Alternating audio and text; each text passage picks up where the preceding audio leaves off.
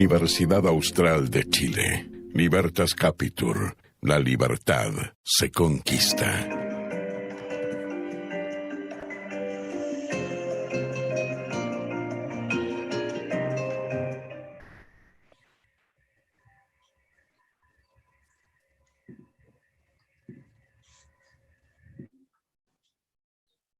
Buenas tardes a todas y todos. Sean muy bienvenidas y bienvenidos a la jornada de creencias y experiencias educativas en enseñanza del inglés en establecimientos educativos municipales de Valdivia.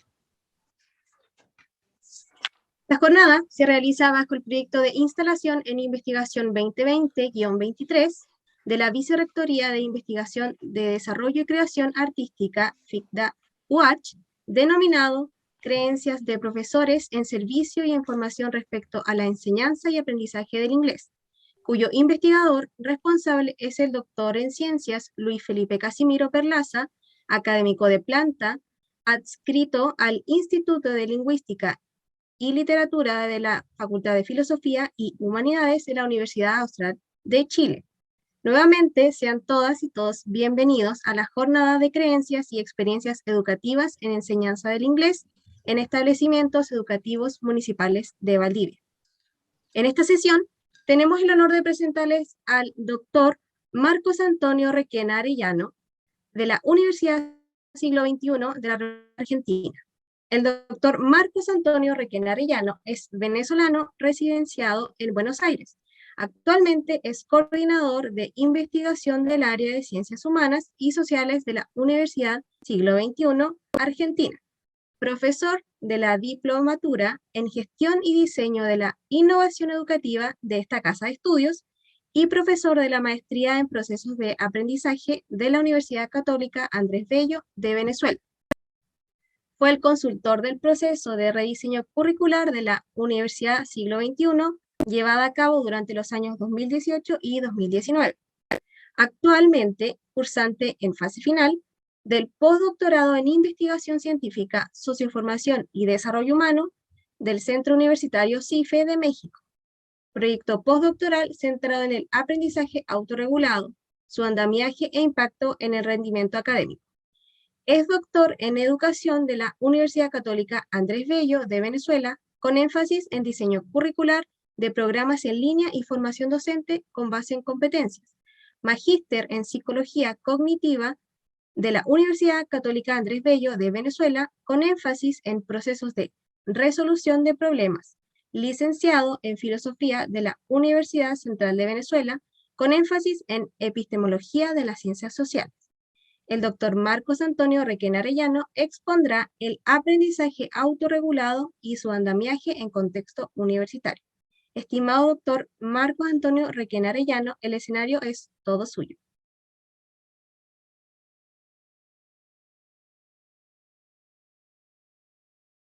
Está muteado, doctor Marcos. Sí, le di el icono, pero no me percaté de que no se había abierto. Gracias, Javi. Te daba las gracias a ti por la presentación y por iniciar este encuentro, y a Luis Felipe por invitarme.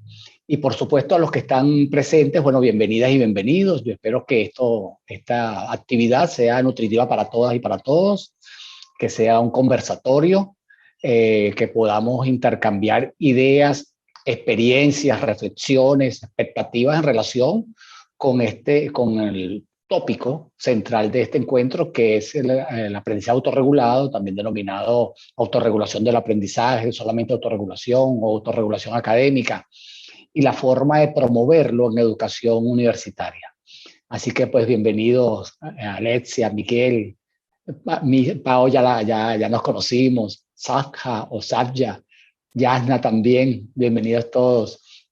Y bueno, en este momento, si de ser posible, me gustaría que si pudieran encender la cámara para vernos todos el rostro, de tal manera de percibir o sentir, entender que estamos en una especie de mesa redonda, ¿sí? Una mesa de conversación en la que todos vemos a todos. Entonces, los que puedan abrir la cámara o encenderla, sería buenísimo. Alexia, Miguel, Pau ya tienen la cámara encendida. A ver, ¿qué más? Ok, creo que los demás están conectados por celular, por lo que veo. Posiblemente. Hola, Miguel. Miguel sigue, ajá, para ver. Ok, voy a poner la vista de galería. Ok, y cierro acá. Ajá, ahí está Miguel. Safja o Safja. ¿Cómo se pronuncia Safja o Safja? Sabja. Safja, ajá, bien Sí. español, como debe ser. Muy bien. Muy bien. Independientemente que tenga la carrera de educación en segundo idioma o en inglés. Ok, muy bien. ¿Quién más? Es Yasna y Alexia posiblemente no. Ajá, ahí está. Ok, Yasna, bienvenida. Buenísimo. Chévere. Bueno, yo antes de iniciar el tiempo que me voy a tomar para conversarles sobre la prensa autorregulado, yo le voy a enviar en este momento por el chat un breve cuestionario que espero que todos y todas respondan. Se responde en 5 minutos fácilmente, porque además cada una de las preguntas solicita respuestas cortas, no más de 3 palabras cada frase. Entonces, bueno, ya lo voy a enviar por el chat. Ajá, no se copió. Bueno, voy a tomarlo otra vez. Ajá, acá lo presento, correcto, pero voy a poner enviar a todos en la reunión. Muy bien. Allí está. Ya lo ven, ¿verdad? Un enlace a un cuestionario. Magnífico. Por favor, lo que puedan responder, yo entro al cuestionario y veo las respuestas y le hago unos comentarios breves al respecto. ¿Sí? Ok. Entren en él, responde, son 3 preguntas nada más, anónimas.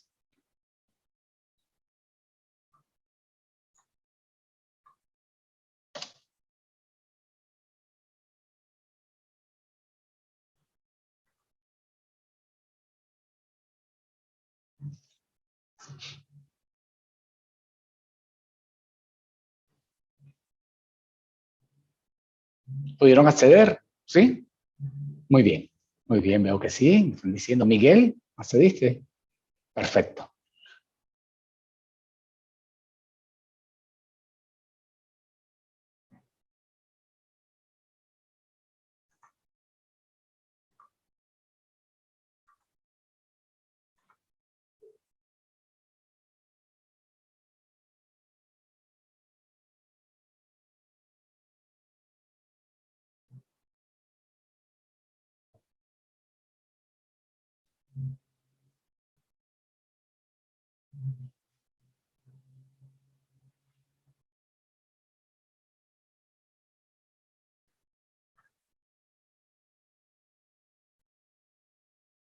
Se integró Catalina, bienvenida Catalina.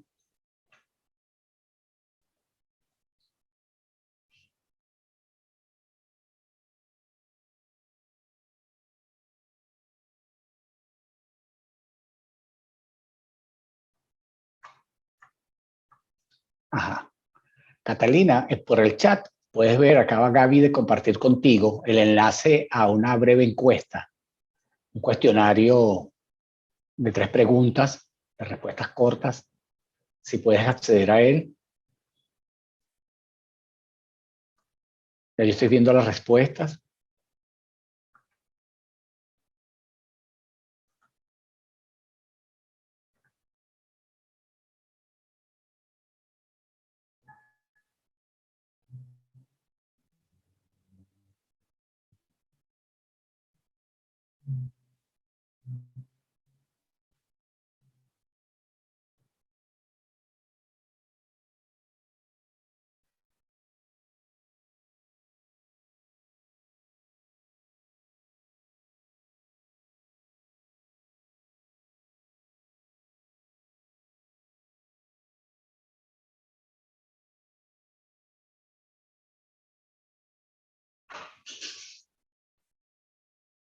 Okay. Creo que falta poco para culminar. Ya 4 la han culminado, quizás 5. Voy a entrar otra vez.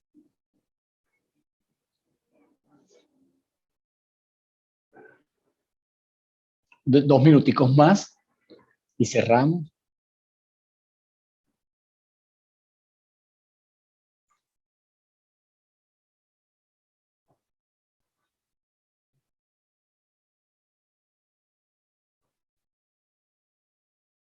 Ahora se incorporó Nicole. Bienvenida, Nicole.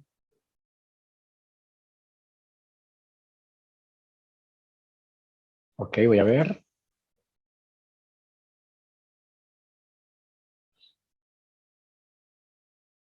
Ok, un minutico más e intervengo.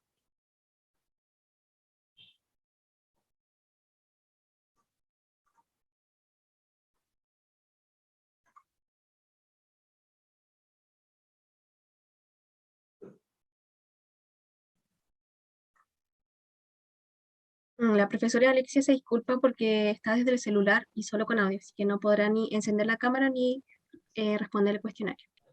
Gracias por la información, Gaby. Entiendo, Alexia. Nicole dice que ella también. Está en la misma Lo mismo, condición. sí, está del celular, sí. Comprendo, no, comprendido. Sí, a veces yo tengo que hacerlo también. Comprendido, entonces. Voy a ver cuántos tengo para empezar a comentar entonces, porque me ha salido.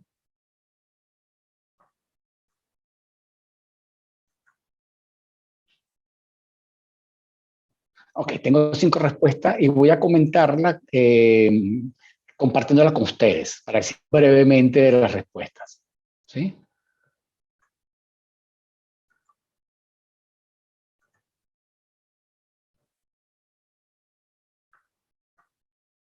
Entiendo que ven el formulario con la respuesta, ¿cierto? O la respuesta del formulario. Si la están viendo, alguien que mueva la cara, por ejemplo, Pau, Sí, perfecto, la estamos viendo. perfecto, perfecto. Es que estoy viendo a Pau y a Miguel. Ajá, Miguel también me dice. Muy bien. Bueno, fíjense, he recibido 5 respuestas. Y de hecho, si reviso acá, son 5 personas los que respondieron, 5 respuestas. Quizás, bueno, coincidió en este caso sí, con 5 líneas, es decir, cada uno escribió una frase. Lo que yo vi de inmediato, hace unos segundos, porque había visto hasta el número 4, es que las actividades que ustedes señalan son precisamente actividades de autorregulación todas. Todas. Si cada una por su parte, si se hace solo ella, es insuficiente. Es decir, si cada uno de ustedes solamente hace lo que señaló que hace, sería insuficiente para lograr una autorregulación lo más integral posible y por tanto lo más eficaz posible. Pero si vemos, si sumamos e integramos lo que aportó cada uno, vemos que ciertamente se enriquece el proceso de autorregulación, del cual todavía no he dicho en qué consiste. Pero fíjense que en la respuesta a la pregunta de qué hacen antes de iniciar una nueva actividad de aprendizaje, ustedes dicen que planifican la actividad, lo que van a hacer, lo planifican, es decir, dicen qué, cuándo, cómo lo van a realizar, investiga de qué se trata el tema. De hecho, esta estrategia es previa a la planificación, porque la planificación depende de lo que ya sé del tema, ¿sí? Del conocimiento previo, y identificando lo que ya sé del tema, de lo que se trata, puedo identificar lo que necesito, el conocimiento que necesito. Y de allí, de alguna manera, esto me guía para la planificación, ¿sí? De nuevo, alguien dice que ver de qué se trata primero, averiguar más o menos lo principal del tema antes de entrar. Estos son elementos que alimentan la planificación.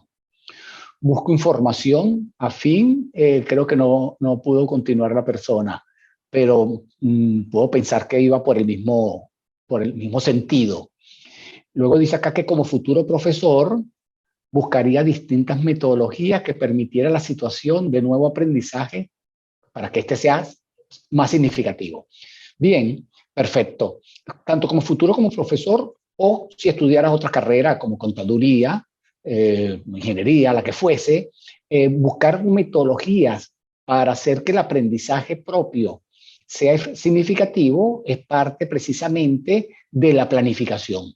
Porque en la planificación se establece qué estrategias voy a aplicar, cuándo las voy a aplicar, en qué condiciones, cómo las voy a aplicar y además cómo voy a supervisar que mi estrategia está siendo efectivas. Entonces, efectivamente, estas son estrategias de autorregulación las que ustedes han señalado. Ahora, ¿qué dicen ustedes que hacen típicamente durante la realización de actividades?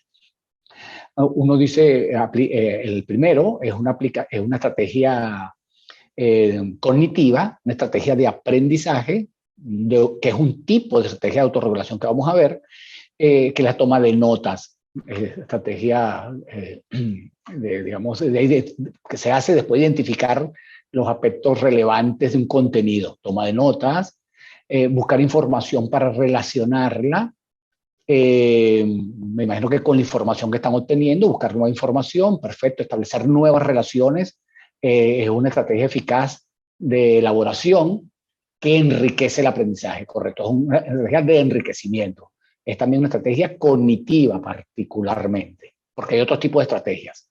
Toman apuntes parecido a la anterior, de lo que entiende y de lo que no tan bien, excelente, con fines que, identificando lo que no se va comprendiendo, se puede entonces aplicar estrategias para lograr la comprensión. Aquí dice, para poder investigar, además de tomar notas con sus propias palabras, es decir, parafraseando, de tal manera de garantizar que hay un aprendizaje significativo.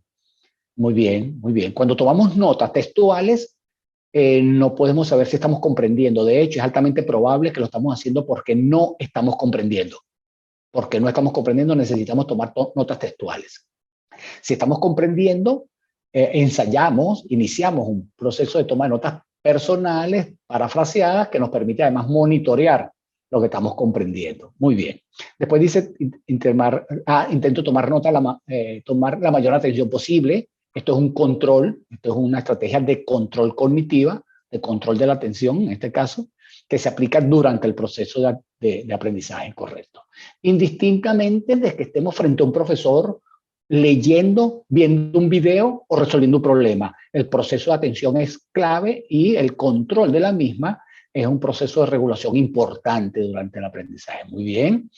Y después intenta buscar una más formas de hacer la actividad. Bien, pensamiento divergente, pensamiento alternativo, ver varias opciones para la misma tarea. Excelente. Esta es la incorporación de la creatividad en la regulación del aprendizaje.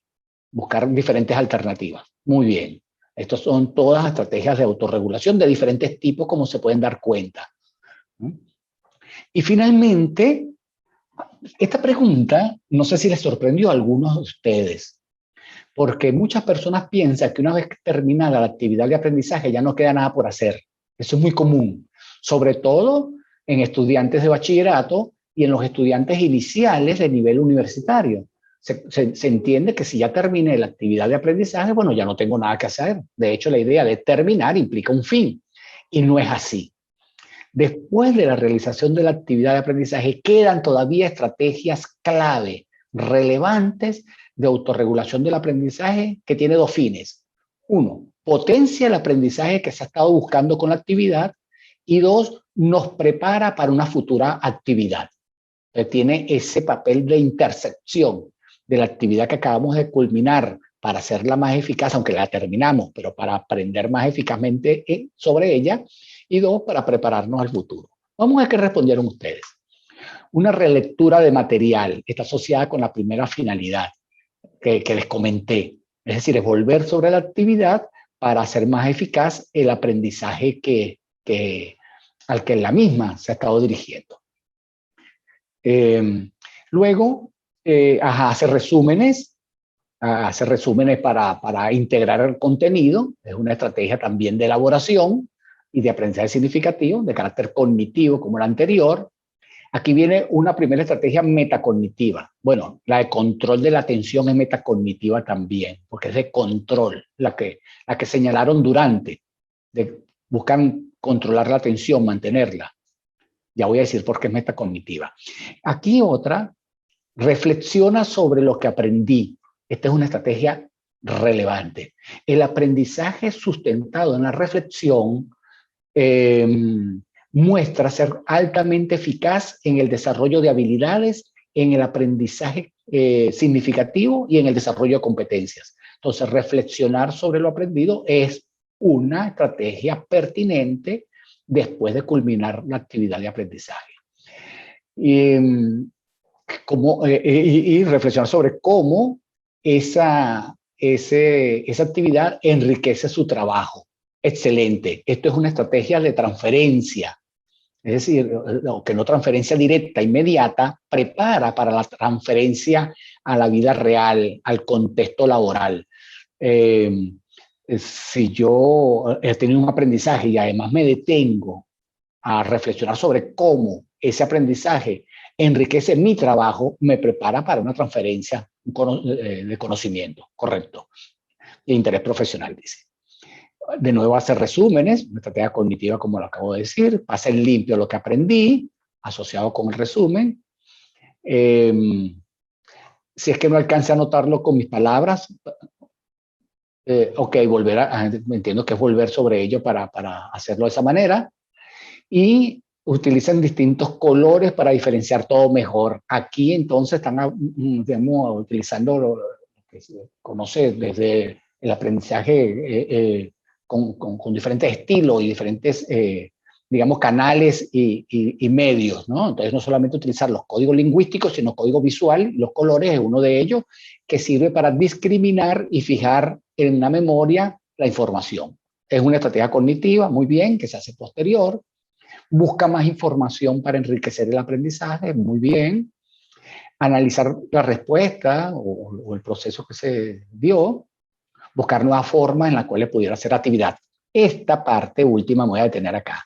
Buscar nuevas formas en las cuales pudiera hacer la actividad, ya habiéndola realizado, cumple el papel que le comentaba de prepararnos para una nueva actividad. Es decir, cómo capitalizar los aprendizajes logrados, una actividad que culminamos, cómo capitalizarla para una futura actividad. Entonces, una vez culminada, me pregunto, ¿acaso pude haberla hecho de otra manera?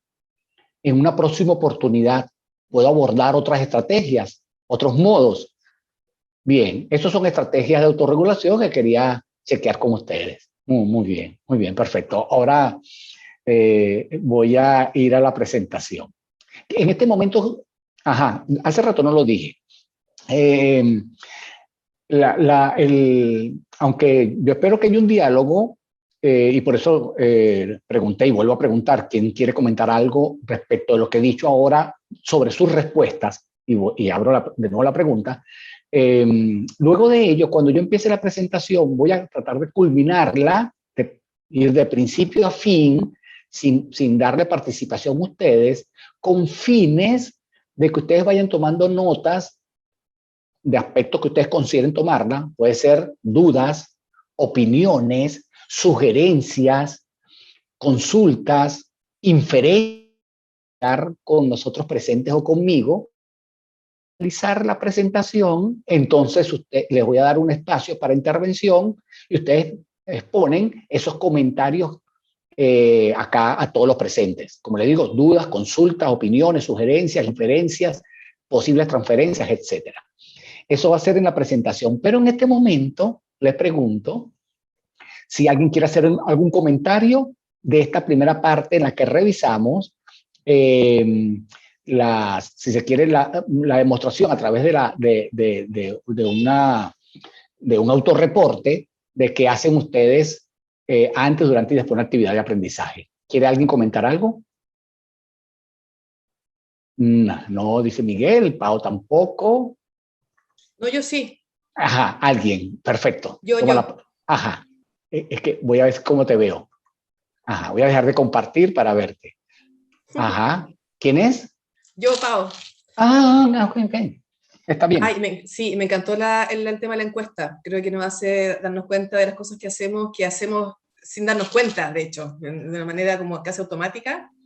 Y que importante es, para mí como profesora, de los estudiantes que están aquí, saber que tienen esa capacidad también. Y lo veo en su nivel de logro también dentro de la carrera, de cómo han avanzado su proceso también, justamente porque tienen herramientas como esta, yo creo. Y qué bueno que hagamos darnos cuenta de esto, ¿cierto? Que también todos, los que estamos aquí hoy día, estudiantes y profesores, de lo que somos capaces y que quizás nadie nos enseñó, o quizás el tiempo de pandemia nos ha ayudado a justamente desarrollar estas habilidades que no teníamos. Así que me parece súper entretenido y súper interesante que hagamos lo que hicimos, la encuesta, y enriquecedor también. Excelente, Pau, qué bueno, qué bueno. Bueno, fíjate, yo voy a agregar a lo que tú dices, y para reforzar lo que acabas de señalar, algo que surgió de la encuesta. Fíjense que gran parte de ustedes dieron respuestas diferentes. A veces coincidían. Se nombró varias veces el resumen, ¿verdad? Se nombró varias veces la toma de notas, etcétera. Pero en gran parte, más bien, fueron respuestas diferentes. ¿Qué muestra eso? Eso muestra algo que yo ahora voy a rescatar en relación con el aprendizaje autorregulado, que es la importancia del aprendizaje colaborativo, de trabajar en equipo. Fíjense que si uno solo quiere hacer una planificación de la estrategia a aplicar, va a estar limitado necesariamente a su experiencia previa. Y la experiencia previa va a determinar esas estrategias o la planificación que va a realizar y luego la aplicación de las estrategias. Diferentemente es si la regulación se hace desde un principio en colaboración con otros. Y la pregunta no es ¿qué voy a hacer yo en la actividad?, sino ¿qué vamos a hacer nosotros en la actividad? Entonces, si cada uno de los miembros de un equipo, a partir de su conocimiento previo, hace propuestas en relación a las estrategias a aplicar, el resultado, sin duda alguna, como lo ven ustedes por la encuesta, es mucho más rico que la producción que puede tener alguien por más estrategias o por más experiencias que tenga. Eso se observa por la encuesta. Si esto hubiese sido una pregunta para hacer entre todos los que estamos aquí una actividad de aprendizaje que fuese X y en cualquier área, fíjense que hubiésemos salido enriquecidos como equipo en la planificación y seguramente durante la actividad y posteriormente en la actividad. Entonces la encuesta muestra ese componente que lo voy a tomar ahora y más brevemente porque ya apareció aquí la importancia de la colaboración en la gestión del conocimiento. Entonces, bueno, magnífico, magnífico. Entonces voy a la presentación, voy a compartir pantalla de una vez. De hecho, la voy a compartir así, que puedan ver todo lo que yo veo. Ajá. Vamos a reducir acá. Y... Ok, voy a tratar de ser lo más breve posible.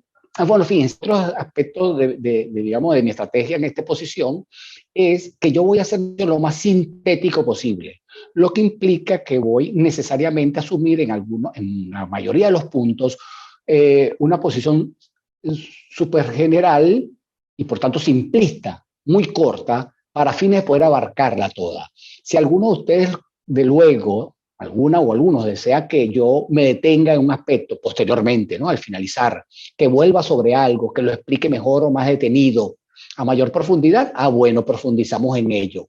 Pero la primera parte, que es mi exposición, va a ser muy sintética necesariamente. Entonces, bueno, vamos a hablar del aprendizaje autorregulado y su andamiaje en contexto universitario, ¿no? La idea es que precisamente, como Luis y yo hablábamos en estos días, el aprendizaje autorregulado y su promoción en la universidad permita un incremento del nivel de autonomía de los estudiantes y de su eficacia en los procesos de aprendizaje. Esa es la idea. Bueno, la reflexión previa ya la vimos. El itinerario es que voy a justificar y conceptualizar brevemente el aprendizaje autorregulado. Voy a presentar una síntesis de 5 modelos de aprendizaje autorregulado, 5 modelos teóricos de los más relevantes en la actualidad. Ello nos va a permitir caracterizar el aprendizaje autorregulado y luego pasamos a una breve conceptuación de andamiaje. Para algunos de ustedes puede ser ya conocido, quizás para todos, no lo sé, pero igual rápidamente hablo del andamiaje y finalmente vamos a estrategias de promoción del aprendizaje autorregulado en la educación universitaria. Bueno, fíjense, ¿qué justifica que sea un interés teórico y práctico en la educación de todos los niveles el aprendizaje autorregulado? Bueno, aquí está en las siglas en inglés, aprendizaje autorregulado. ¿Qué lo justifica? Lo siguiente, lo que ya varias investigaciones, han determinado de tal manera que ya sobre ese aspecto no se investiga porque está conocido. Que es que el aprendizaje autorregulado, esto que está representado como self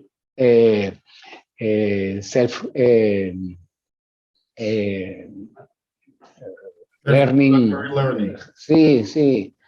Tengo aquí un lapso y siempre lo utilizo así. Regular learning. Regular learning, sí. Regular learning.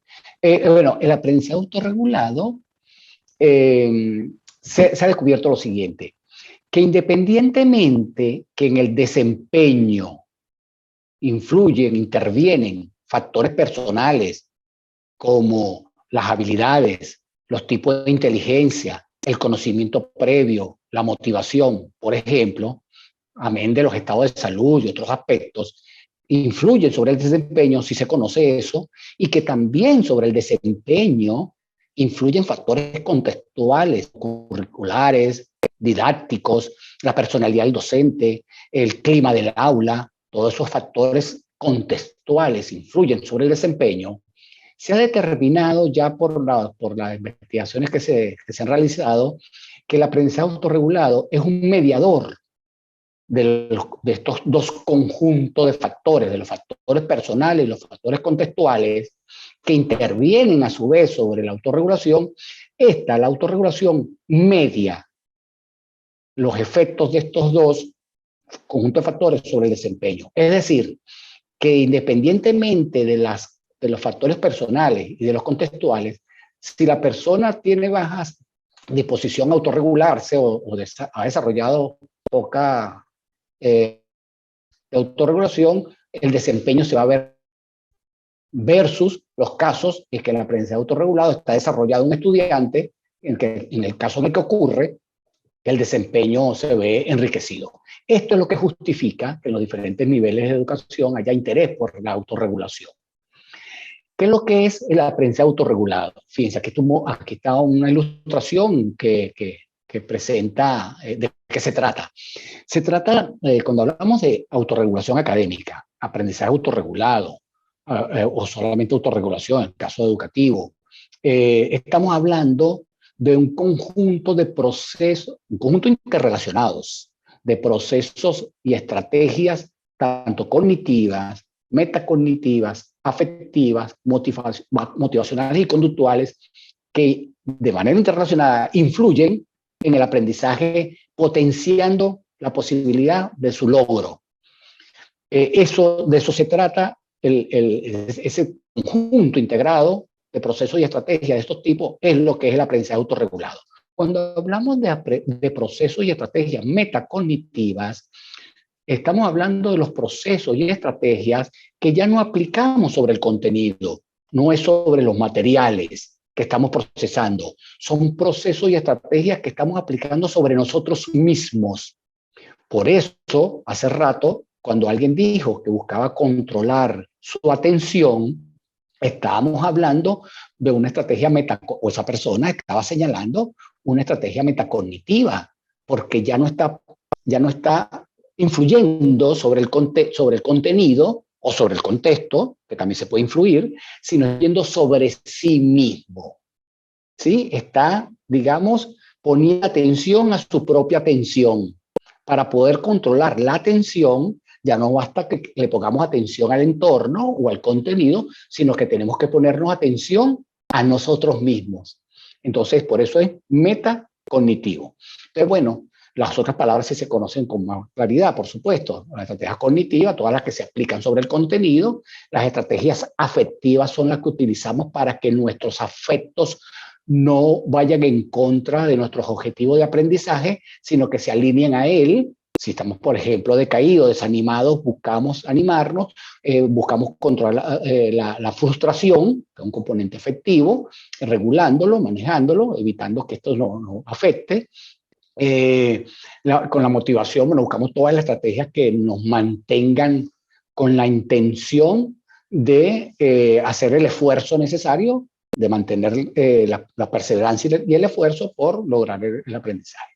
Y las estrategias conductuales son todas aquellas que van dirigidas a influir sobre el entorno, como por ejemplo la organización del espacio, la organización del tiempo, la búsqueda de ayuda, bien sea con el docente o con el alumno, la búsqueda de recursos en biblioteca, todo lo que tiene que ver con el contexto, la acción que ejecutamos para que el contexto sea favorable al aprendizaje. Bueno, eso es el aprendizaje autorregulado, ¿no?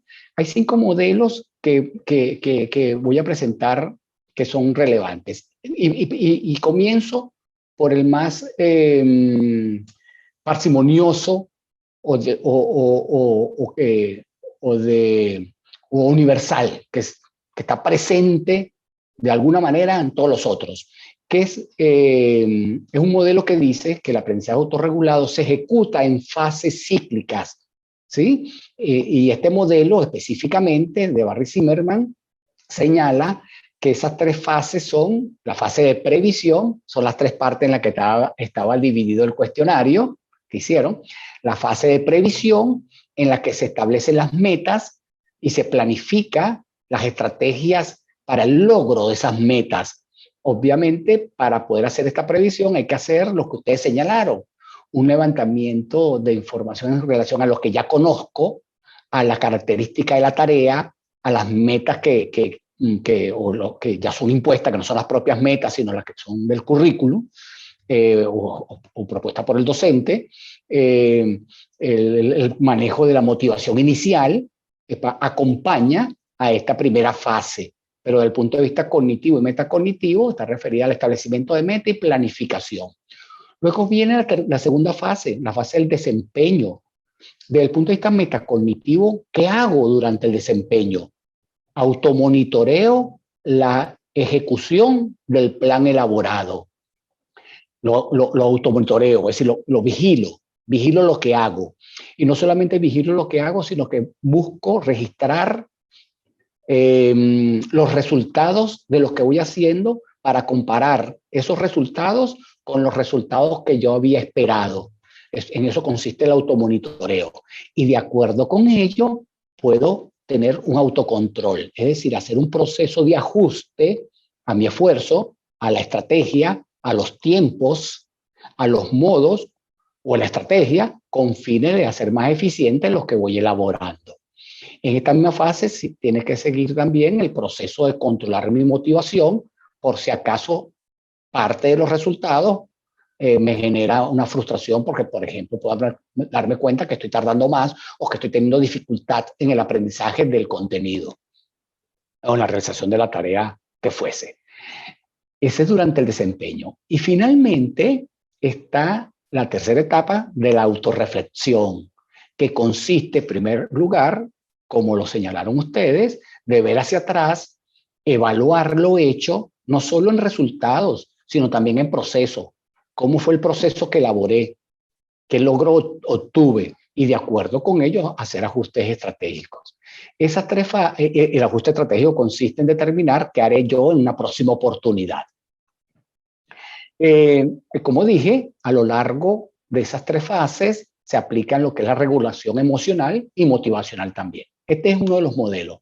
Los otros voy a hablar más brevemente. Este modelo, que es un modelo de capas, dice que la autorregulación se aplica en 3 niveles. En el nivel de yo, para controlar todo lo que tiene que ver con la motivación, ¿sí? En el nivel intermedio, que es la regulación de los procesos de aprendizaje, referido al conocimiento de las estrategias cognitivas a aplicar. Y la tercera capa es la capa ya de la aplicación propiamente de las estrategias que he planificado. Entonces está la capa de la motivación asociada con el yo, la capa de la influencia sobre las estrategias de aprendizaje, por tanto es de carácter metacognitivo, y finalmente la capa más profunda, ya más afinada, de las estrategias que voy a utilizar para aprender, hacer resumen, un mapa conceptual, un mapa mental, etc. Este otro modelo, no voy a llegar al detalle de explicarlo acá, un modelo que dice que para que haya una autorregulación eficaz, debe haber un equilibrio entre exigencias asociadas con el aprendizaje y exigencias asociadas con la protección de mi yo como estudiante. Es decir, el estudiante siempre va a buscar hacer dos tipos de evaluaciones de la situación. La evaluación en cuanto a los objetivos de aprendizaje, lo que se le exige, lo que puede aprender, pero también los posibles implicaciones de la tarea sobre él en términos de consecuencia para su persona. Entonces, si esos dos aspectos están equilibrados, la persona se involucra en el aprendizaje. Si la situación de la tarea es particularmente peligrosa, en la que el yo puede verse afectado por la vía de la autoestima o del autoconcepto, el estudiante seguramente va a evitar hacer la actividad. Entonces, este es un componente que hace énfasis en la integración de la cognición y los afectos. Este modelo lo que nos llama a una alerta. La alerta consiste en que en que sepamos que las estrategias de autorregulación no solamente consisten en las generales que podemos desarrollar por la experiencia previa, sino son estrategias que tenemos que aplicar particularmente a la tarea específica que estamos abordando. Nosotros podemos tener habilidades generales para planificar, para diseñar estrategias, para automonitorearnos, para hacer ajustes, saber que tenemos que controlar el contexto de una manera determinada, que podemos buscar ayuda. Esas son estrategias generales. Pero cada vez que nos encontramos con una tarea específica, es importante que el análisis de la tarea nos lleve a determinar específicamente qué estrategia tenemos que aplicar. Entonces, si estamos frente a una tarea de matemáticas, nos vamos a aplicar en específico la misma estrategia que si estamos frente a una tarea de inglés o de ciencias sociales o de ciencias naturales en el laboratorio. Esto es que hace referencia este modelo. Este otro está asociado con lo que hablamos hace rato del aprendizaje colaborativo. Este es un modelo que señala que en el aprendizaje colaborativo hay tres tipos o tres niveles de corregulación del aprendizaje. La regulación que hace la persona sobre sí mismo, la regulación que se hacen los compañeros entre sí, unos a otros, y la regulación que se hace el equipo a sí mismo como equipo. Entonces son tres niveles de regulación individual a la máxima regulación de equipo, que es que el equipo se regula a sí mismo. Ya no es una persona buscando regular a otro y aceptando la regulación de un tercero, sino todo el equipo. Este modelo orienta orientaciones importantes a los docentes cuando van a ser mediadores de trabajos colaborativos, pero también puede potenciar eficazmente a los estudiantes cuando van a realizar actividad colaborativa.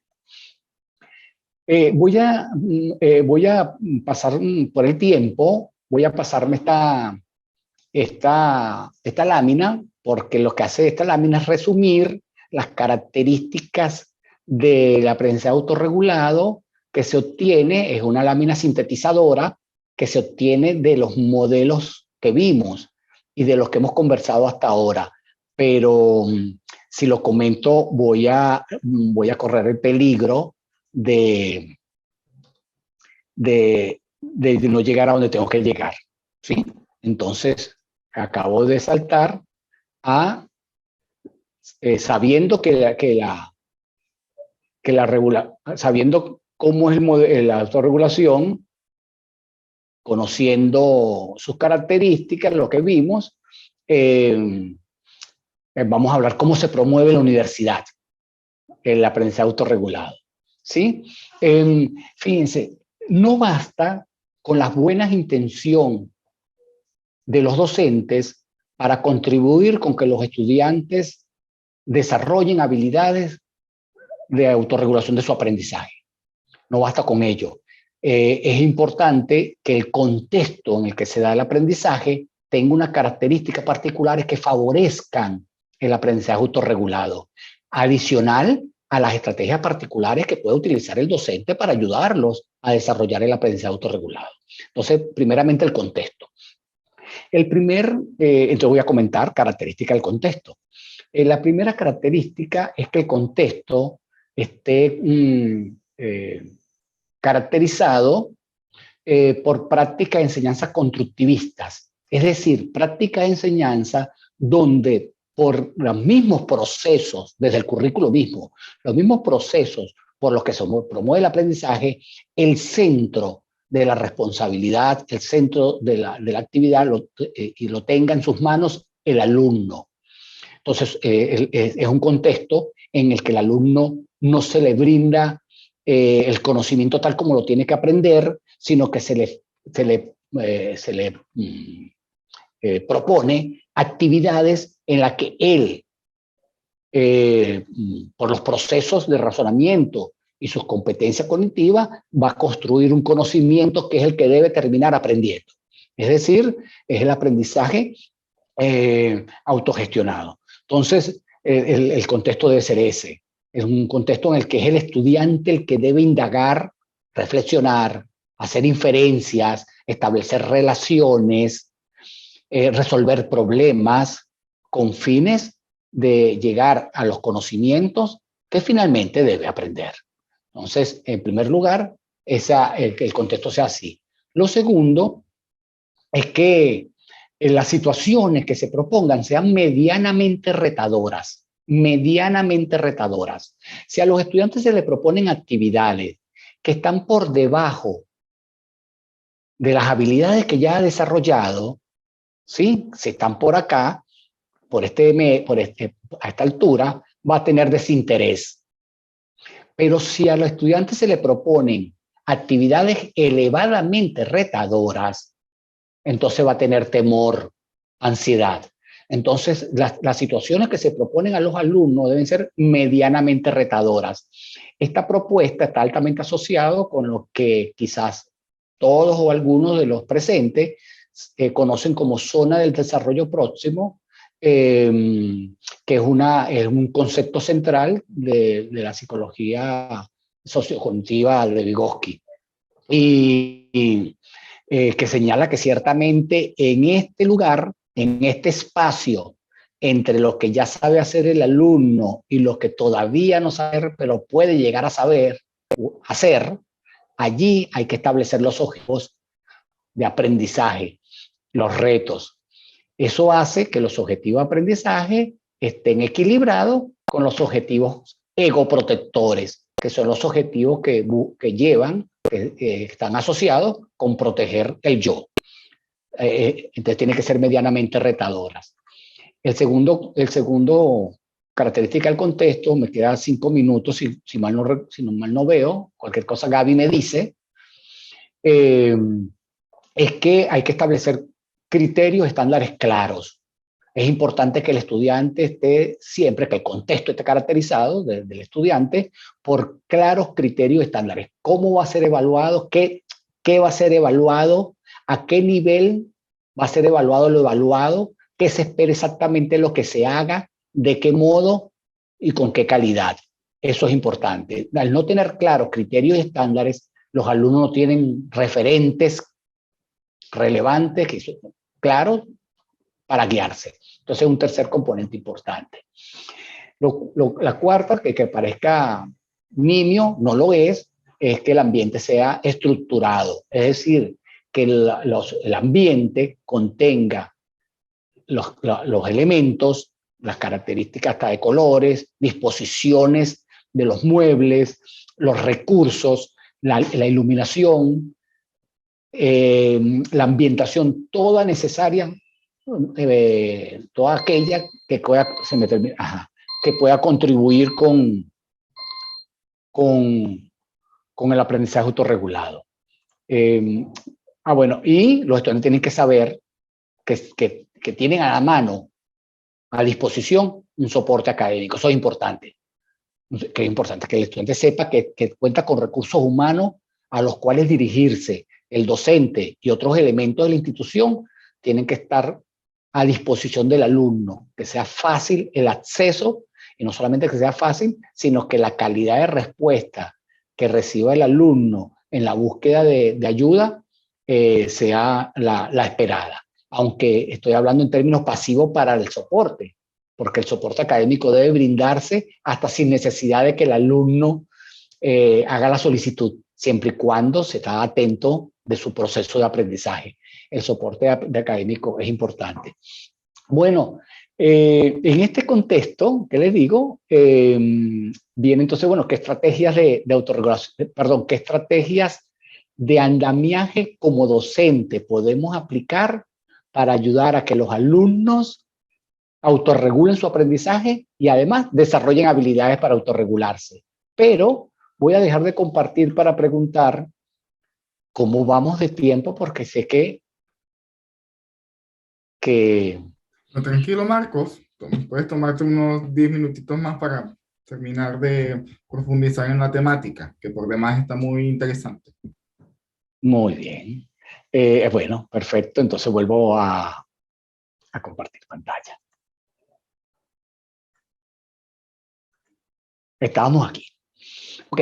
La pregunta es, bueno, si los procesos de autorregulación son estos que comentamos, que son procesos no solamente cognitivos, son metacognitivos, como lo hablábamos, son afectivos por los que influyen, por lo que los afectos intervienen para bien o para mal en el aprendizaje y hay que regularlos, son conductuales también, se integran entre sí, no basta con unos, sino que ciertamente la autorregulación es un conjunto integrado de estrategias en las que no pueden faltar ningún tipo de ellos. No bastan saber hacer mapas conceptuales, por ejemplo, para autorregularse, o no basta también tener un control de sus emociones, sino que es un conjunto que se requiere, en todas las partes se requiere. Bueno, sabiendo eso, y que sea tanto antes como durante y después de la actividad, ¿cómo nosotros, como docentes, en el contexto que describí con 5 características, cómo nosotros brindamos apoyo al alumno, tanto para que se autorregule como para que desarrolle habilidades de autorregulación, que son dos cosas distintas. Es decir, para que precisamente pueda gestionar los diferentes procesos de aprendizaje para hacerlo más eficaz, para ello, pero también para que progresivamente se haga cada vez más autónomo, implicando con ello que cada vez más hábil para aplicar las estrategias. Bueno, ¿qué se hace? Bueno, ahí está el concepto de andamiaje, como lo pueden ver, que brevemente digo en qué consiste. La palabra andamiaje en psicología del aprendizaje está referido a una macroestrategia referida a la entrega de ayuda, al aporte de ayuda, a darle ayuda al estudiante de una forma calibrada y progresivamente retirada. ¿A qué se refiere dar ayuda de manera calibrada? Dar ayuda de manera calibrada significa dar la ayuda de acuerdo con el nivel de necesidad que tenga el estudiante, por lo cual requiere un permanente proceso de evaluación del alumno, de qué puede hacer solo en este momento y qué no es capaz de hacer solo, en qué requiere apoyo. Entonces, se requiere la evaluación permanente, no en términos formales de evaluación, porque la simple observación en el aula, simple en el sentido de que no es una evaluación formal, la observación que hace el docente en el aula cuando están haciendo actividades bien sea individual o colaborativa, los alumnos, y el observar lo que hacen y se analiza los datos que obtiene con observación en relación con los aprendizajes que deben lograr los estudiantes, él en ese momento está haciendo evaluación, es decir, está realizando un proceso de recolección de datos asociados con el aprendizaje, los está interpretando y empleando con fines de dar entonces el apoyo requerido. Entonces, consiste que sea calibrado, pero además el andamiaje es un proceso estratégico de retirada de la ayuda. Se retira la ayuda progresivamente en la medida en que el estudiante muestra ir necesitándola menos. Es decir, en la medida en que el estudiante va avanzando en el dominio de lo que se espera que domine, bien sea habilidades de autorregulación, bien sea dominio de contenido, etc. Por eso es que está representado con esta figura. Fíjense que la palabra ayuda está en un espacio en el que es cada vez más pequeño, más cerrado, en la medida en el que el nivel de dominio es cada vez más abierto. A medida que aumenta el dominio, se disminuye la ayuda. Eso es lo que es el andamiaje y es en las diferentes propuestas, en la literatura, en la experiencia de investigación, es el concepto altamente empleado porque es la estrategia que se emplea para contribuir al desarrollo de habilidades de autorregulación. ¿Sí? Ok, esto aquí no, ya había comentado antes a Luis y a Gaby que no iba a tomar en consideración. Estos son tipos de andamiaje. Hay 6 criterios de los andamios de la autorregulación que no lo vamos a ver. Ok, o sea, estrategias para promover el aprendizaje autorregulado. Bueno, hay estrategias que son directas y explícitas, como la demostración explícita, demostrar cómo se aplica una estrategia, ¿sí? De frente a los alumnos, se aplica la estrategia y se le va demostrando cómo se aplica.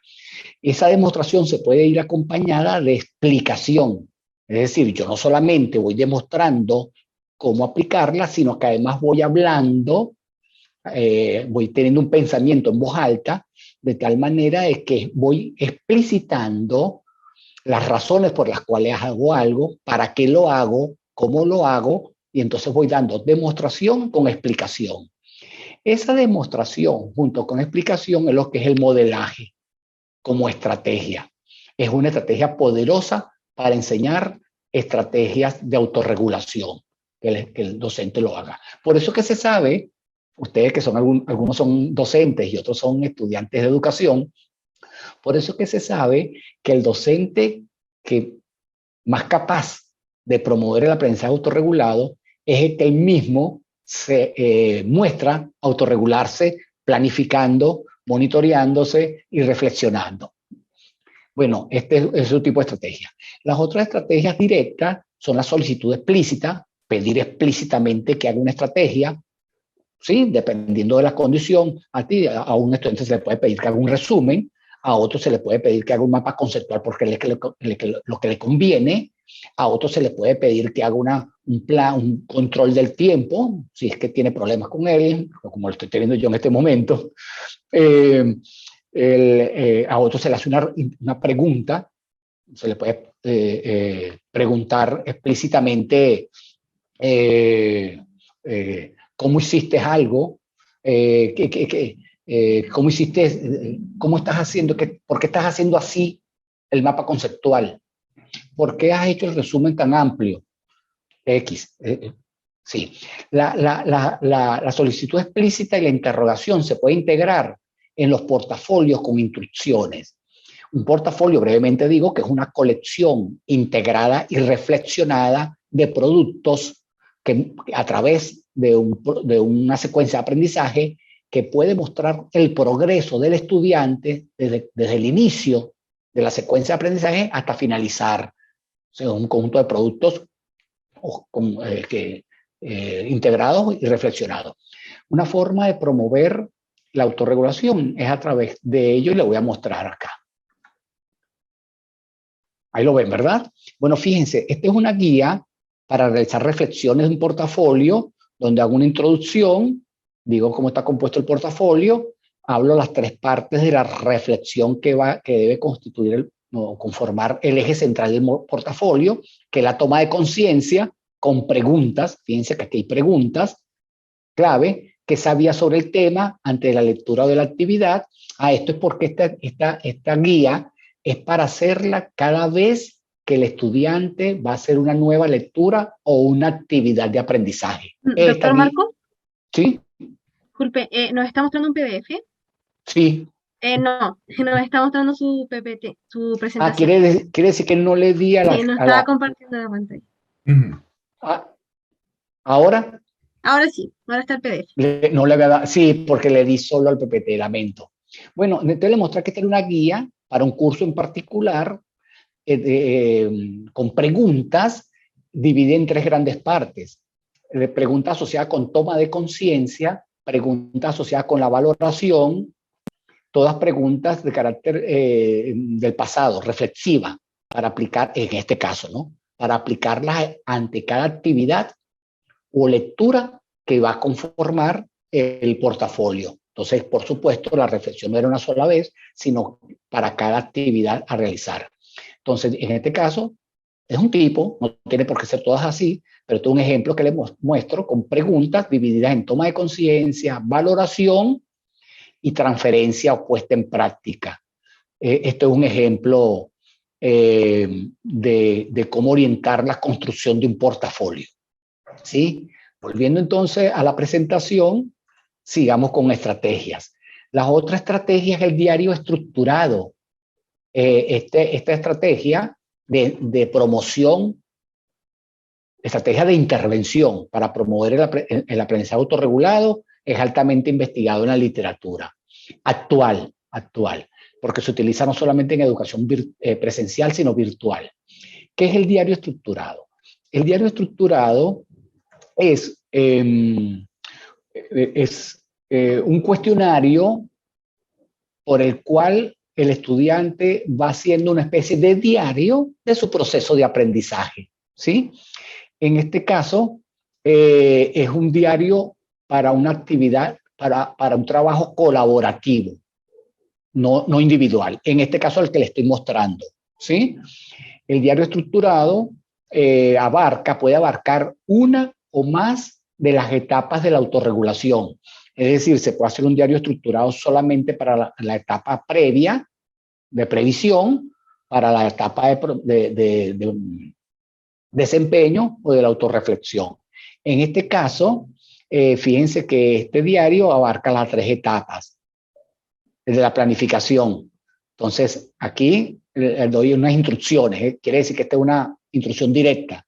Planifíquenla, registren lo siguiente: conocimiento previo sobre el contenido de la actividad de la tarea, objetivo de la tarea, condiciones de la tarea. Recuerden que esa es una de las estrategias que ustedes señalaban en el cuestionario.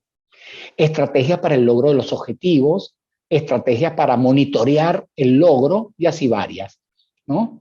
Ajá, esta era, ok, este diario abarca una sola etapa, que es la etapa de planificación, aunque la planificación se señala de una vez que se va a hacer, por supuesto, durante y después. Preguntas que orientará la reflexión final a finalizar la tarea, pero es para la etapa de la planificación. Esto se puede hacer sistemáticamente, tanto de forma presencial como virtual. Aplicar una herramienta como esta. ¿Sí? Este es otro diario estructurado. Este diario estructurado es para hacer una wiki. Este diario estructurado lo utilicé yo en un programa de formación a docentes. El anterior era de estudiantes. Este era de docentes de una universidad ecuatoriana, en el que fui a darle formación y sobre el uso de herramientas informáticas en educación virtual, y incluí la wiki como herramienta importante, no como no utilizar la wiki como fuente de información, sino como producto a construir para elaborar wiki. Entonces, bueno, esta fue la guía que le di para el diario estructurado. ¿Qué metas establecemos? ¿Qué estamos tomando en consideración para plantearse el día de dicha meta? Sobre la planificación. Entonces, bueno, esto es preguntas sobre la planificación, preguntas para guiar los procesos de desempeño. Este otro diario se abarca las 3 etapas. Entonces, tiene que ir respondiendo a medida que van haciendo la wiki, van respondiendo estas preguntas. ¿Estamos haciendo las acciones planificadas? ¿Hemos suprimido alguna? ¿Es necesario modificar algunas en algún aspecto? Fíjate, estas preguntas todas van dirigidas a potenciar los procesos de las 3 etapas. Y luego, las preguntas reflexivas. Esto es un diario estructurado. y se puede utilizar como estrategia para desarrollar las habilidades de autorregulación de los alumnos.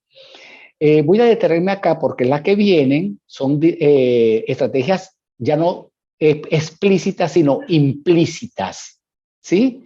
En la demostración implícita, por ejemplo, no se da explicación, sino el docente solamente aplica la estrategia sin explicarla, la modela sin explicarla. Está la explicación implícita. El docente puede pedirle a los alumnos que consulten textos, videos que hablan sobre la autorregulación. Él no les pone la autorregulación, sino que se la exponen a través de texto, video. Aquí un ejemplo de video, el que vamos a ver ahora, pero no lo vamos a ver, perdón, no vamos a abrir apenas. Supónganse que ustedes quieren, supongan que ustedes quieren que los estudiantes, claro, planifican así, procesen un documento, en este caso audiovisual, sobre las estrategias de autorregulación. Me está costando que se abra, debe ser porque estoy con Zoom a la vez que abriendo YouTube. Bueno, este era un video, o es un video, no abre, es un video que explica la autorregulación, ¿sí? Esa es la explicación implícita, solicitud implícita también, o interrogación implícita, que consiste en no pedirle directamente que hagan algo, pero le recuerdan que es importante, ¿sí? Resaltar la importancia de algo sin pedirle que lo hagan, eso es una estrategia. Y la interrogación implícita, no se hacen preguntas, pero el proceso que se requiere hacer lleva implícita el que ellos mismos hagan unas preguntas. Bueno, aquí lo que voy a poner, pero eso ya aquí es como una metacognición, lo que estoy haciendo es que comentar con ustedes cuáles son las características de las intervenciones en enseñanza de la autorregulación, que son más efectivas, cuáles son las características de esas promociones. Bueno, rápidamente digo que la primera característica es la integración, es decir, que abarque todas las estrategias. Esto es, no basta con enseñar a los alumnos un tipo de estrategia. Se muestra que es ineficaz. Los programas de formación de estrategia de autorregulación, los programas deben abarcar todos los tipos de procesos involucrados en la autorregulación. Los cognitivos, los metacognitivos, los afectivos, los conductuales, los motivacionales, todo. Esos son, cuando se integran los diferentes procesos en los programas de formación, muestran ser altamente eficaces. El otro es la exhaustividad, intervenir en las tres etapas, enseñar a hacer previsión, enseñar a hacer el automonitoreo y autocontrol en el desempeño, enseñar a hacer la autorreflexión, la exhaustividad. La otra característica, también con Luis lo comentaba en alguna oportunidad, es adecuarlo al nivel. Vamos a pararme directamente en el nivel universitario, que es el último abajo. En el nivel universitario ya no es necesario darle información a los estudiantes sobre las estrategias, porque de alguna manera no es tan necesario. Sí puede ser necesario en algún momento si se identifica, pero se muestra que es poco necesario darle información sobre la estrategia, en qué consiste, cómo se llama y qué es, sino que hay que incitarlo a que la apliquen y, por supuesto, acompañarlo en la aplicación. En cambio, en etapas anteriores, como la escolar y en el liceo, bueno, hay que abarcar otros niveles de apoyo. En la universidad no hay que explicar, por ejemplo, qué es un mapa conceptual, pero sí hay que acompañarlo, incitarlo y evaluarle su aplicación y que logre un conocimiento condicional sobre cada una de las estrategias, es decir, cuándo se aplica. Esa otra característica. Y otra es que hay que adecuar las estrategias para enseñarlas de acuerdo con el área, porque las estrategias que se aplican para aprender inglés no son las mismas que se utilizan en ciencias naturales, en ciencias sociales, en laboratorio, matemáticas, etc. Entonces hay que adecuarlas. Las grandes estrategias de planificación, monitoreo, control, reflexión, sí son las mismas, de control de la ansiedad, control del tiempo, control del espacio, búsqueda de ayuda, pero las estrategias cognitivas, cómo aprender inglés, son unas diferentes a cómo aprender matemáticas o cómo proceder en el laboratorio. Entonces, hay que adaptarla a los contenidos. Y finalmente, ya lo vimos, que es clave promover el aprendizaje colaborativo en cualesquiera de los niveles educativos y en cualesquiera de las modalidades. El aprendizaje colaborativo y para efecto de promover la autorregulación ha mostrado ser muchísimo más eficaz que el aprendizaje individual. Eso es. Bueno, ahora el diálogo. No, perdón, le voy a comentar algo. Creo que esto va a gustar. Aquí hay un conjunto de fuentes que cuando yo le envíe, comparta a través de Luis esta presentación, ustedes pueden tomar y si están interesados en alguna de las fuentes que están expuestas allí. ¿Sí? Eso último. Ok. Ese era el video, el que se apareció. Ok, muchas gracias por su excelente exposición, doctor Marcos. En honor al tiempo vamos a dar un espacio pequeño. Si es que hay algunos Sí. comentarios o sugerencias, preguntas, pueden dejarlas en el chat o abrir micrófono y comentar. Levantar mano y le doy la palabra. Comentarios, sugerencias.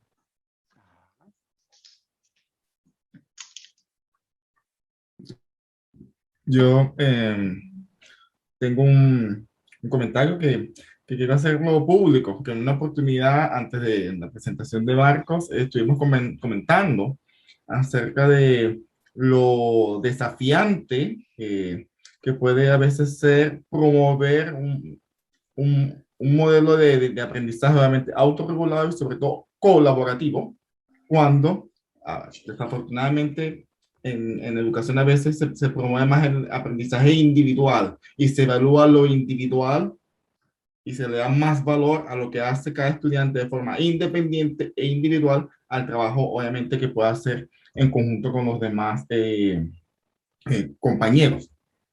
¿Ok? Entonces, en función a esto, Marcos, tú recomiendas y obviamente has promovido en tu presentación lo que es el aprendizaje colaborativo como un elemento de autorregulación. Entonces, Sí, claro, el aprendizaje colaborativo tiene unas dimensiones que trascienden o que son otras distintas al aprendizaje autorregulado. Es decir, yo lo he colocado acá en función de que ciertamente la investigación muestra que para promover el aprendizaje autorregulado en diferentes niveles, que aunque las investigaciones son más en la universidad es objeto de investigación más que otros niveles en la autorregulación, y es así, si queremos promover el aprendizaje autorregulado, hagámoslo a través de aprendizaje colaborativo, es cierto.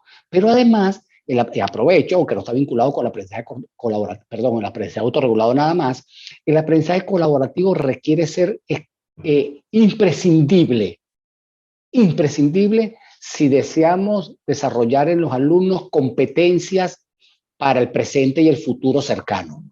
Porque gran parte de los grandes problemas globales que colectivamente se está buscando resolver a través de una agenda como la Agenda 2030, a través de esfuerzos colaborativos de las naciones, la sociedad civil, gran parte de esos problemas es imposible resolverlo con voluntades individuales.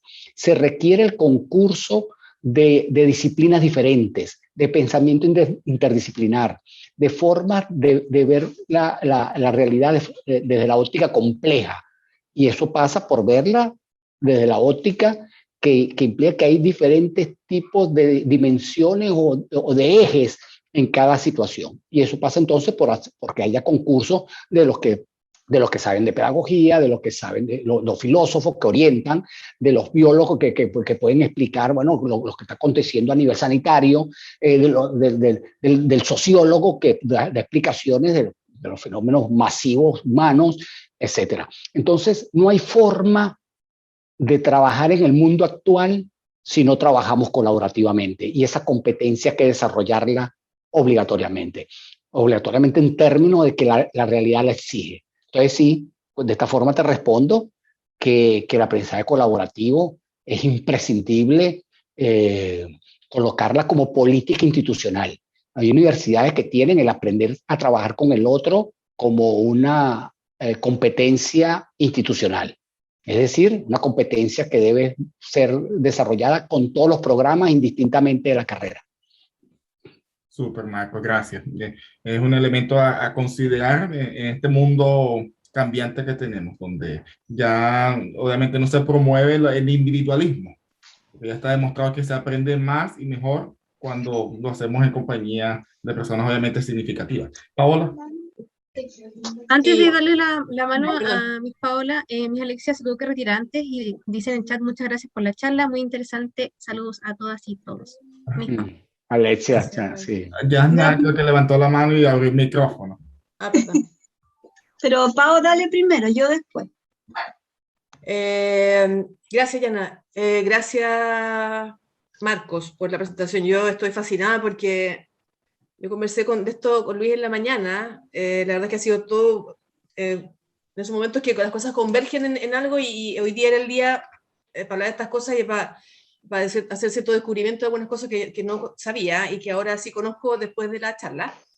Y tiene que ver con la autorregulación también, de lo que para mí en este minuto es importante, porque estoy trabajando en neurociencia y cómo el tema de las emociones, por ejemplo, afecta el aprendizaje o el desarrollo de habilidades en lo oral, en especial en nuestros estudiantes. Entonces es todo un mundo que ahora se me abre en el tema de los modelos de autorregulación, que yo no conocía, y que me parece interesante, más allá de la estrategia, estrategias, por ejemplo, de aprendizaje de una asignatura, como usted decía, inglés o matemática o historia o lo que sea, ciertos contenidos. ¿Y cómo podría, y esta es mi pregunta, podría, por ejemplo, un modelo de estos, de hecho, el primero que vimos me parece muy interesante, creo que hay uno que habla del tema afectivo también, cómo eso podría pasarse, por ejemplo, al reconocimiento primero de las emociones que me invaden cuando tengo que, por ejemplo, enfrentarme a una prueba oral o a una situación de trabajo en sala, que generalmente es colaborativo también, y qué emociones me invaden y me llenan y impiden que yo, por ejemplo, desarrolle una conversación o pueda expresarme en el idioma, en inglés en este caso. Entonces, ese es mi interés y creo que estos modelos me van a ayudar a desarrollar, ¿cierto?, el proyecto que queremos instalar. Entonces, mi pregunta es esa: ¿serviría un modelo como este aplicarlo, por ejemplo, a la gestión de emociones y a la autorregulación de las emociones, por ejemplo, o estrategias de otro tipo que puedan ayudar a que desarrollen una oralidad sin sufrir, sin pasar por el sufrimiento que es, por ejemplo, exponerse a una situación de hablar en un segundo idioma que a veces manejan no tan bien o es incipiente, en fin, e incluso en las etapas ya cuando están más grande, digamos, en sus estudios, aún así muchas veces les causa ansiedad y nerviosismo en la exposición frente al otro. Entonces, ¿será posible adaptar, por ejemplo, un modelo de esos a este tipo de estudios que no es necesariamente el contenido de una asignatura? Completamente. ¿Está abierto el micrófono? Sí. Ajá. El modelo... Y paso un momento para responderte. Bueno, pantalla. Pero está viendo otra cosa. Ok, ¿se ve de nuevo? ¿Aló? Sí, la presentación. Okay. Sí, la presentación, magnífico. No, por completo, porque ¿qué ocurre precisamente con emociones que bloquean al estudiante o a la persona que fuese ante una situación, ¿no? Lo bloquean, entonces la ansiedad no le permite, si es que está estudiando, entonces no le permite comprender ni memorizar. Si ya está desempeñándose, es decir, está frente a una evaluación, me hace una prueba escrita y oral, bueno, más todavía, frente a un jurado, entonces se bloquea, después se arrepiente porque lo que sabía, recuerda que lo sabía, pero no pudo exponerlo, se explicó mal, etc. Esas respuestas emocionales se debe precisamente a la identificación en el contexto de elementos amenazantes.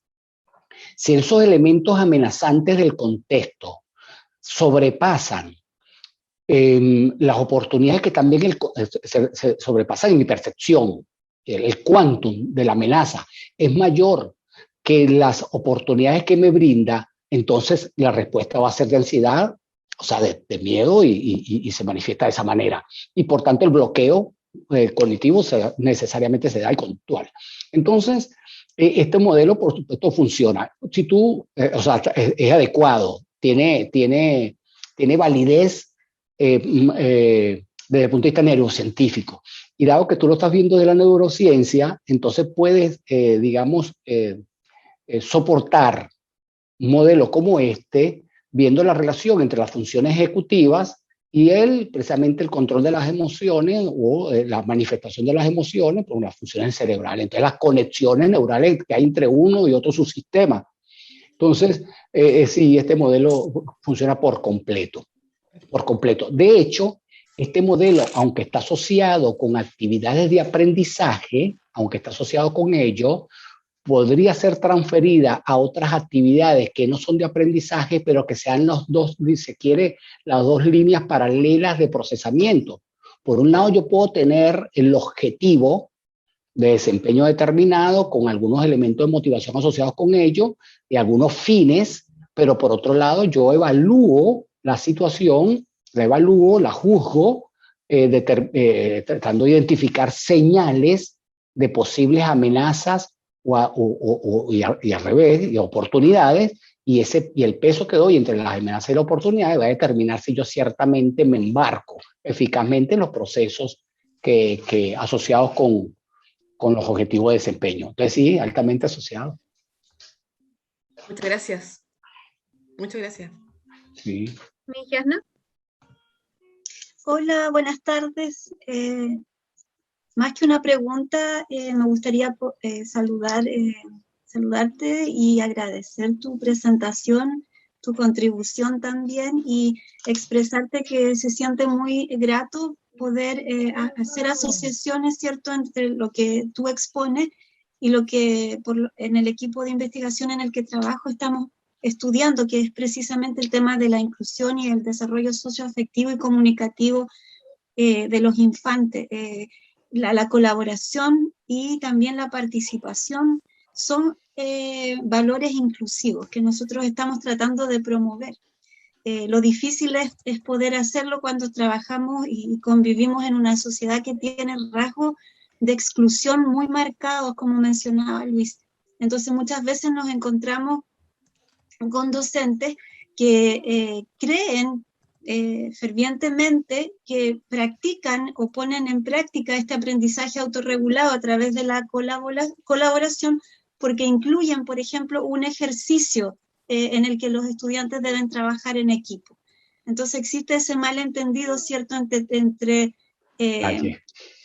no sé si me logro expresar bien, sí, pero creo. existe esa contradicción enorme, ¿cierto?, de esas creencias que tienen mucho que ver con el sistema económico, político en el que nosotros nos hemos formado, ¿cierto?, que lamentablemente es un sistema que ha promovido mucho la reproducción por sobre la creación y la producción de conocimiento. Entonces, eso hace también que el mismo concepto de colaboración se malentienda y tenga solamente para nosotros un sentido de hablar con el otro.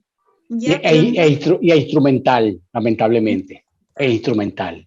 Sí. Entonces yo quisiera preguntarte, aparte de felicitarte y agradecerte enormemente tu presencia, y también a Luis por organizar este evento científico tan significativo, consultarte cómo podría o qué consejo podrías darle tú a esos profesores que son parte de este sistema que te comento yo y que creen que el trabajo colaborativo se limita a mirar al compañero que está al lado y completar, por ejemplo, una actividad en conjunto, y no más allá de eso. Esa sería mi pregunta. ¿Qué consejo les darías tú a ellos? O a lo mejor un consejo para nosotros, para saber cómo acercarnos a ellos y promover la reflexión sobre el aprendizaje colaborativo. Por cierto, tengo 2 alumnos tesistas que están trabajando el aprendizaje colaborativo como un valor inclusivo. Excelente. Ese es uno, sí. Creo que en lo que expones, digamos como hay dos elementos que me parecen como centrales. Uno es que el aprendizaje colaborativo no solo desarrolla habilidades que yo señalé hace rato, las habilidades de trabajar con el otro con fines de resolver problemas complejos, sino que también desarrolla la disposición de trabajar en la diversidad. Una competencia, como aquí en el siglo XXI se definió, aprendizaje colaborativo en la diversidad. Es decir, la idea es cómo me encuentro con el otro de manera nutritiva, indistintamente de la diferencia. Y no a pesar de la diferencia, sino celebrando la diferencia. Cómo yo puedo trabajar de manera colaborativa con alguien, por ejemplo, que no se reconozca desde el punto de vista de género de forma binaria, que no se reconozca ni como hombre ni como mujer, ¿sí? Entonces, ¿lo tolero o celebro que sea diferente en el sentido de que precisamente esa diferencia de él me reconoce a mí mismo independientemente de donde yo esté parado? Entonces, creo que un componente relevante es que tú hiciste un énfasis que yo no había hecho, por cierto, en el aprendizaje colaborativo, en un término mucho más trascendente, aunque también es importante lo que yo señalé de aprender a resolver problemas complejos, sin duda, pero el aprender a conectarme con el otro de manera nutritiva, en su otredad, en el reconocimiento de su individualidad y su derecho a ser singular.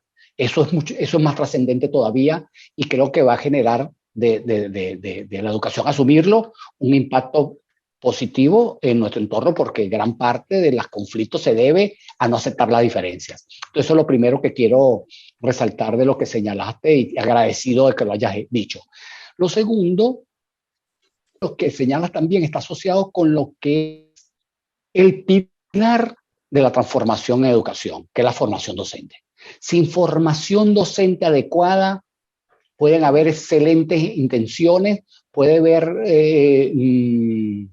una masa crítica en la institución que esté hiper claro en relación a hacia dónde debe conducir y la institución no hace los cambios necesarios porque los educadores se mantienen en paradigmas que están asociados con lo viejo, con lo que se quiere cambiar precisamente. Entonces, ¿qué ocurre?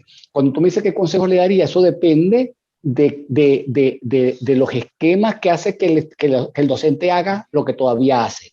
Porque el esquema puede ser que ciertamente tiene disposición al cambio, y la disposición es bastante, no creas que con la palabra disposición estoy diciendo algo pequeño. Tiene disposición, que es mucho, pero carece de la formación necesaria para avanzar. Ese es el más fácil, ese es el amigo dentro de la institución. Pero si es que hace lo que hace, porque tienes unos paradigmas rígidos, firmes, que no concibe algo distinto que su pensamiento único o dicotómico, no hay consejo que valga. No le diría nada.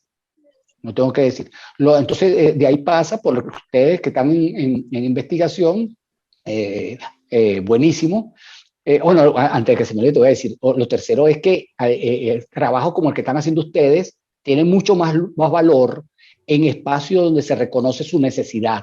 Es decir, si hay grandes carencias en esa materia, en ese aspecto, entonces lo que están haciendo es muchísimo más valioso que se lo hicieran en una institución donde lo reciben con los brazos abiertos, donde todo el mundo quiere lo mismo, donde todos van hacia ese cambio, porque es uno más que ustedes serían uno más de otros. Pero allí donde están, si sigue privando, digamos, modelos viejos, creo que si sigue, no lo sé, pero lo estás describiendo, es mucho más valioso lo que hacen. Eso es así. Entonces, en conclusión con eso, hay que, la masa crítica que siempre existe en las instituciones, es importante que haga procesos que permita conocer cuáles son los paradigmas reales que manejan los docentes, no tanto por lo que dicen, sino por lo que hacen. Entonces, eso. Marco.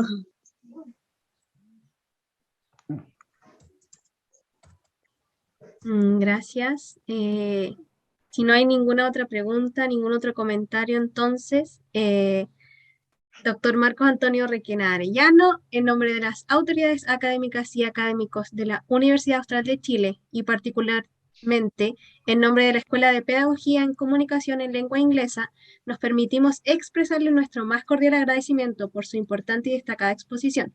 Su destacada participación como docente invitado representa una oportunidad de aprendizaje significativo e invaluable en la formación académica de nuestra carrera. Esperamos contar con su participación en otras instancias académicas de formación de profesores en nuestra universidad. Quedan todas y todos invitadas e invitados a nuestra tercera y última sesión el próximo viernes 29 a las 18 horas. En esta última sesión se expondrán los resultados de investigación, creencias de profesores en servicio y en formación respecto a la enseñanza y aprendizaje del inglés por el doctor en ciencias Luis Casimiro Perlaza y moderado por la profesora en formación Safha Shakhtur. De esta forma damos por finalizada la sesión y que tengan un excelente fin de semana. Universidad Austral de Chile. Libertas Capitur. La libertad se conquista.